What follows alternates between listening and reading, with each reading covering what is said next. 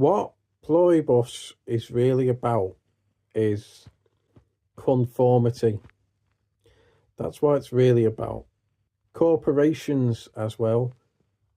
You ever work somewhere and all the bosses and the higher ups have this sort of welcome to the family kind of attitude? All of the training videos and PR they do, it's very cringeworthy and so fake and smiley, and it's like a cult. Do you ever get that feeling in work? You know, like the bosses are like cult members, like fake nice all the time, and it's like a bit of a weird sort of vibe, you know, when they try and say, you're part of the family, you know, that type of weird stuff. That's what Pluribus is really about. Carol is a free thinking woman who scoffs at all the corporate niceties and fakeness and the we care about you, knowing that they don't really, like it's all facade. She can see right through the hive mind that they don't really care for her. They're just pretending to try and convince her that joining them is better than being an individual. And I think a lot of companies are like this in real life. Like they want you to suck up to the bosses and they don't want you to sort of be yourself. They just want you to be another drone in the company, like a soldier who just does orders without thinking about it, complaining about it, or questioning if it's moral or not. Just do it. You know, that's what they want you to do. And they'll kill you with kindness, and they'll speak to you in a very patronizing tone. And when you have a real complaint, they kind of explain in a very polite manner why that isn't possible.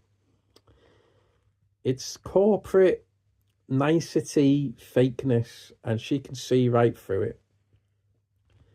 And the sad irony is that she cannot live without it because it is integral to society, even before the virus.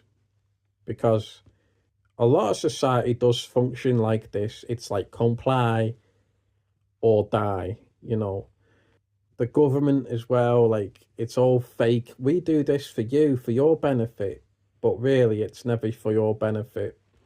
And anyone with half a brain can see right through it, you know, and that's what Carol is. She's a smart woman who can see through all the bullshit. But this already exists in the real world. And Pluribus is just like a double down on the corporate world and how fake it is. And that they'll kill you with kindness, but it's always wise to look through the foggy mirror, I guess. So yeah, those are my thoughts. It's a metaphor for AI and also corporate fakeness, right? And the desire to be independent in a world that is constructed in a way where you depend on it, but it asks too much of you in return. And the world of Pluribus isn't very different than the world we currently live in right now. I just wanted to add that before the virus, Carol had to write books she didn't like writing to stay afloat. Right? She wasn't writing books she wanted to write. She even called it mindless crap to the limo driver in episode 1. So I think the idea behind Carol is she's always wanted to live however she wants, but because she's a lesbian and she's hiding it, and the fans are obsessed with her straight romance novel, she can't live the way she wants to live before the apocalypse. And even after the apocalypse, she still can't live the way she wants to live. And she wants to be an independent woman, yet she relies on the shopping centre to be open. And she relies on the hive mind for everything.